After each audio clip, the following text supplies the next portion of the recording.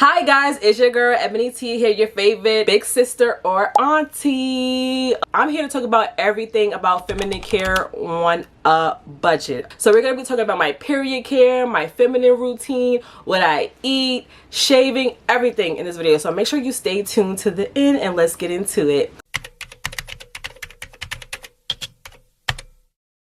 Alright y'all, so let's get into this video. So the first thing we're going to be talking about is shaving. So shaving can be something that different for each person. Me personally, I used to get waxes, I used to use Nair, or I shave myself. It's just depending on what my money is looking like that time. But what I would suggest is making sure you keep your hair down there to a minimum, because hair can leave off a lot of bacteria. So if it's keeping up with a little routine with shaving your hair, depending on how much your hair grows, make sure you are constantly doing that to keep the hair to a minimum. I know some girls, they're wazoo with the hair. I'm not judging, but I feel like you should definitely make sure you keep the hair to a minimal and just try to shave. And then when you do shave, just use coconut oil after you shave so that it won't leave a lot of razor bumps and stuff like that, because that's not cute and we do not want that. So we just put some coconut oil. That's what I use if I do shave with my own. I don't try to keep a lot of hair down there. All right, let's get to the next thing.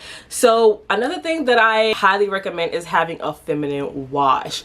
A feminine wash is super important to have. I'm gonna show you the one I use. The ones by Salt XO. I got two of them. This one is more of a peppermint smell and this one is a grapefruit smell. This one is more for sensitive skin. This one is, if you guys ever had a Dr. Bronner's, they have like peppermint one. This is a notch off of that. It's not too strong for your vagina. I absolutely love this.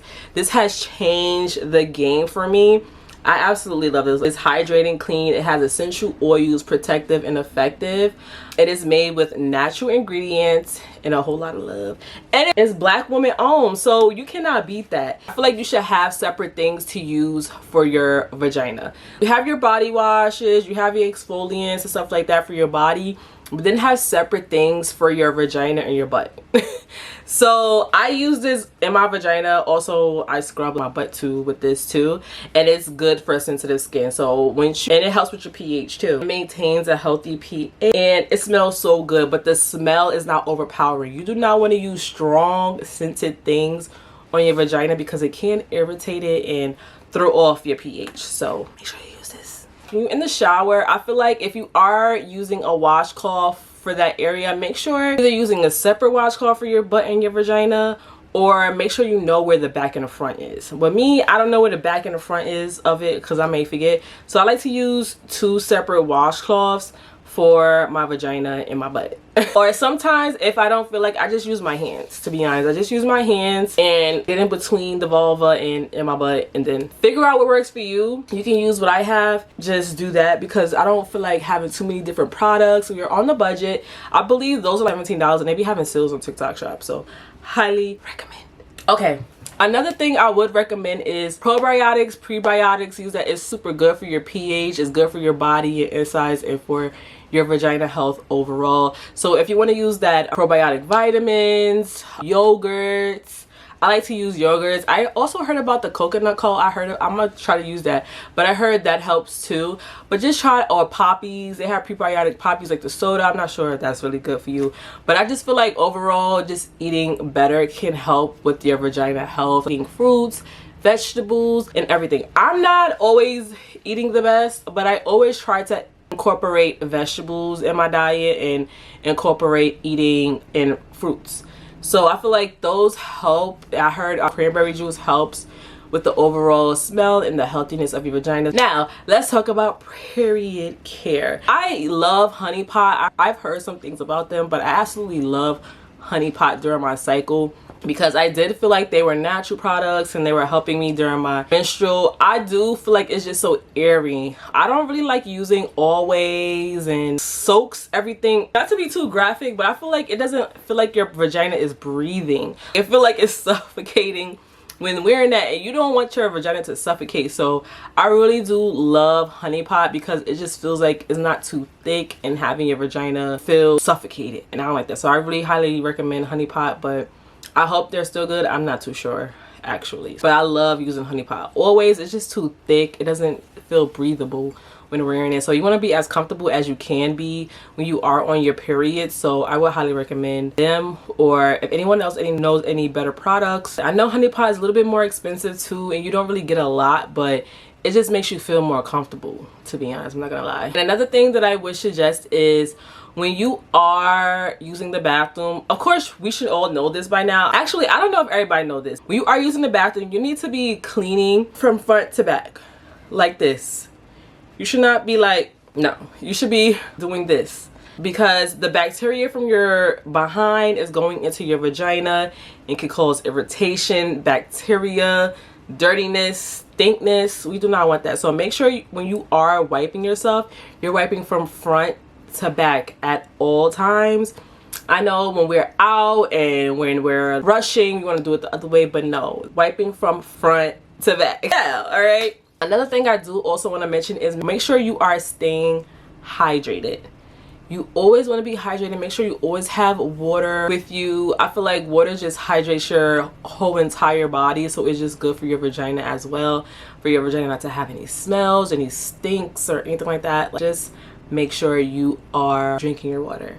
And drinking water is just for everything, like I mentioned, your face, your body, your vagina. Just water is just good for you overall. So I highly recommend drinking water. And if you're not, sis, what are you doing?